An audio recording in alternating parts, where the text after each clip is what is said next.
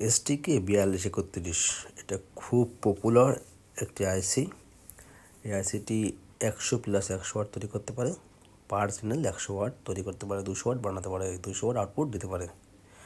এটাতে 50 ভোল্টেজ দেওয়া যায়। 50 ভোল্টেজে 100+100 ওয়াট আউটপুট দেয়। 200 ওয়াট আউটপুট দিতে পারে।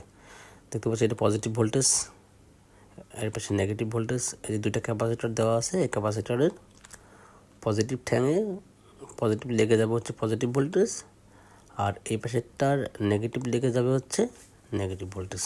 নেগেটিভ লেগে যাবে নেগেটিভ ভোল্টেজ, আর দুই পাশের দিকে গ্রাউন্ড থাকবে।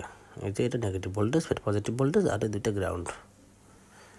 এটা স্পিকার আউটপুট, এই একটা স্পিকার আউটপুট, এই যে পাশে আছে স্পিকার আউটপুট, এটা গ্রাউন্ড, এটা স্পিকার আউটপুট, আর এটা গ্রাউন্ড।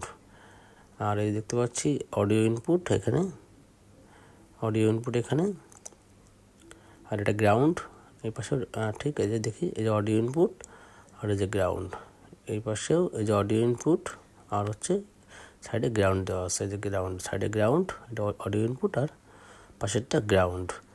এই হুবহু সার্কিট ডায়াগ্রাম আপনারা পেয়ে যাবেন কমেন্ট লিঙ্কে। কমেন্টে ভিজিট করলে সেখানে লিঙ্ক থাকবে, সেই লিঙ্কে গেলেই আপনারা হুবহু সেম সার্কিট ডায়াগ্রাম পেয়ে যাবেন। ধন্যবাদ।